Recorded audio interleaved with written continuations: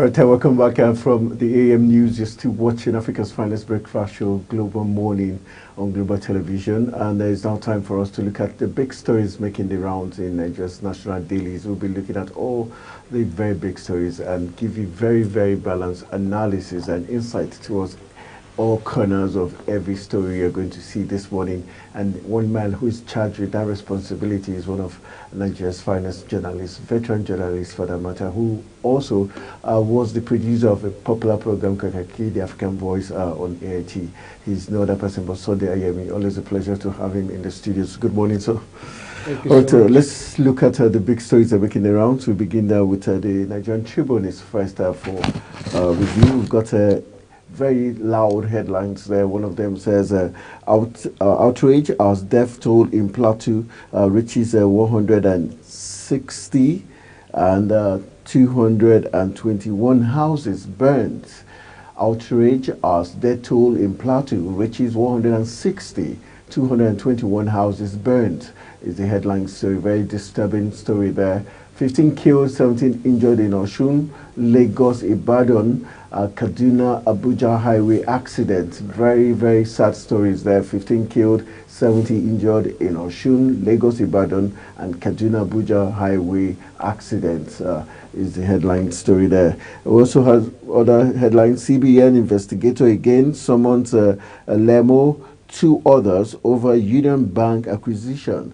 It's a big story there. CBN investigator again summons Lemo, 2 others over Union Bank acquisition. You can find that story in page 6 of the Nigerian Tribune.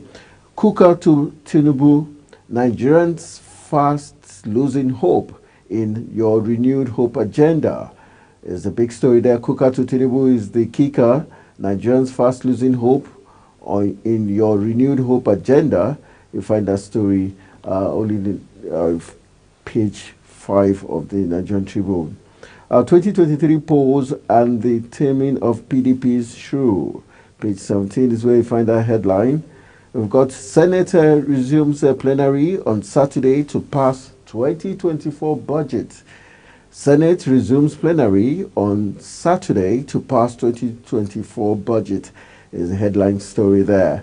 On the bottom plate of the Nigerian Tribune comes NAF hits 6 illegal oil refining sites in Rivers. NAF hits 6 illegal oil refining sites in Rivers State is the headline story there. Page 28 is where you find that in the Nigerian Tribune. Nigerian stakes cryptocurrency boom amid monetary management challenges. Nigeria stakes cryptocurrency boom amid monetary management challenges. Find details of the boom on page 7. All right, and on the top of the Nigerian Tribune paper, we have Tinubu hosts governors in Lagos, hails Fubara on commitment to peace in Rivers. Tinubu hosts governors in Lagos, hails Fubara on commitment to peace in Rivers. There's a big story there, and you find that story on page 2 of the Nigerian Tribune. And 50,000 soldiers involved in counter-terrorism, separatist operations nationwide, says Lagbaja. 50,000 soldiers involved in counter-terrorism, separatist operations across the country. Is that volume enough to fight the insecurity Nigeria is facing? Is a big story and a big question only the military can answer for us. Long queues of vehicles during Boxing Day celebration at the amusement park in Abuja. That's the picture story there you see on your screen. All right, let's begin. Let's look at the first story. Outrage as death toll in Plateau reaches 160, 221 houses burnt. We have seen this like it's a pattern every festive period. There seems to be always an attack on villages in Plateau State, specifically back in Lari, Bokos, Riom, local government area. This same Riom always been attacked.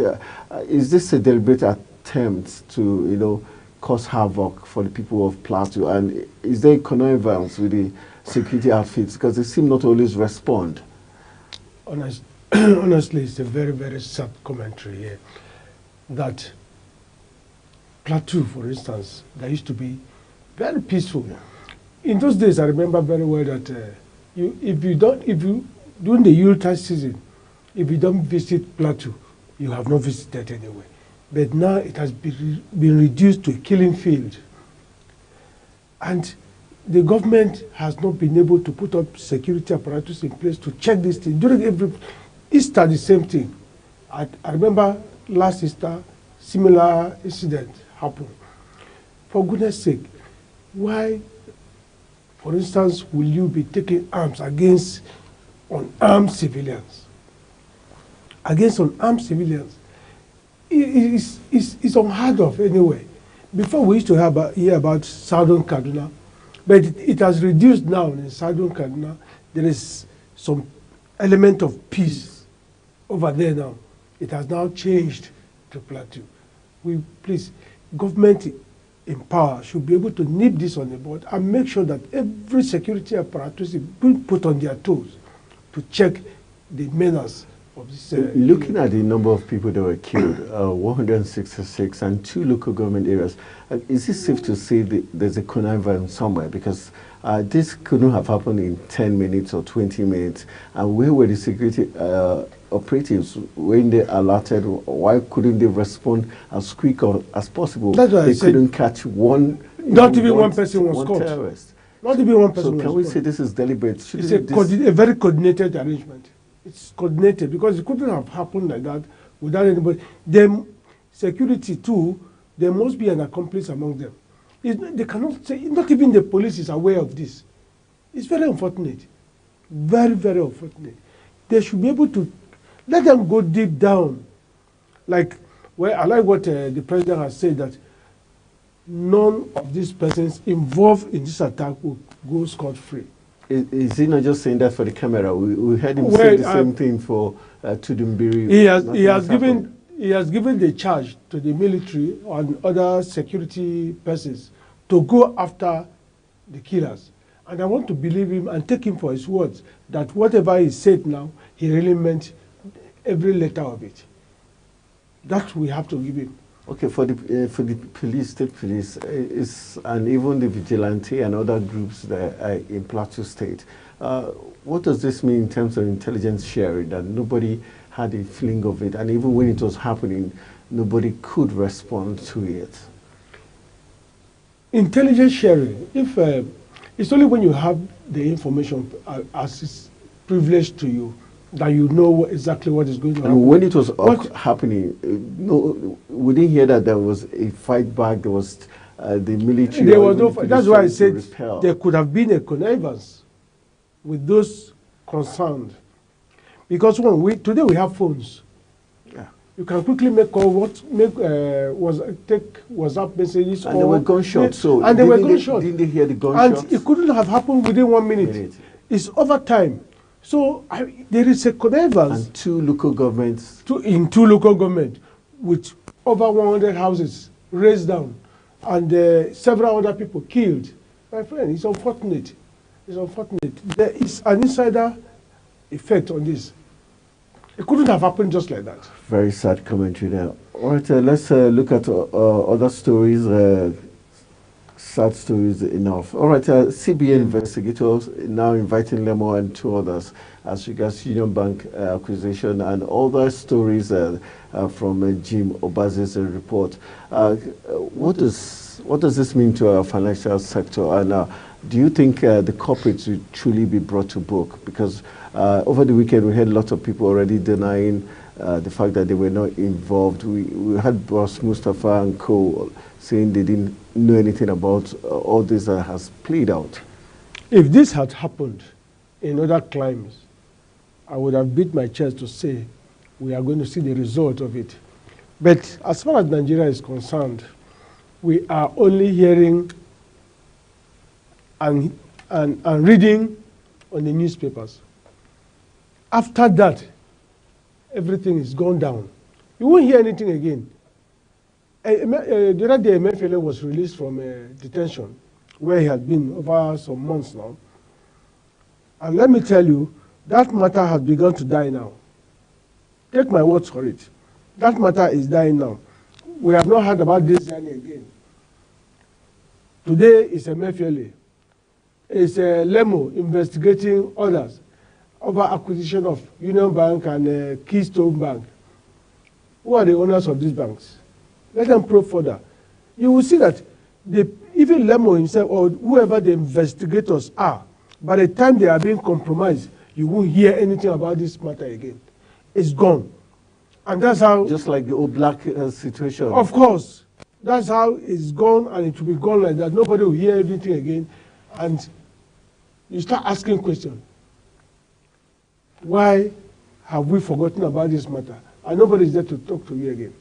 So that's Nigeria for you. Very sad commentary. We're having Amnesty International already saying it should be investigated. Do you think it's probably having an international organization even coming to this issue might help us, come out with the facts and reports? Forget about the Amnesty International. We have SERAP that is being domesticated here. You understand? We are in December now, 27th of December. If you want to count the number of cases beginning this year that SERAP has instituted in court against federal government, that none has been mentioned, then you should know that even Amnesty cannot do anything. Nothing will happen. They will just be mentioning it just as we are talking about it now. They are watching us, they are listening to us. And they are just, over there they are saying that, this one is just talking rubbish. Because the matter will go. The matter will just die and it will go like that. Nobody will hear about it again. You are not an investigator. Will you go? You are a journalist. Will you go there and say, okay, let me have the papers? Because nothing. They won't give you anything. Not if PIB... the PIA... bill. The Freedom Information Act bill. Okay. Has it ever worked? Write to any organization now, demanding certain things. You will not hear anything from them. Instead, they will not go after you. So sometimes I ask myself, why was it that we even bothered ourselves talking about this Freedom of Information Act? Because it never worked. I've not seen it working.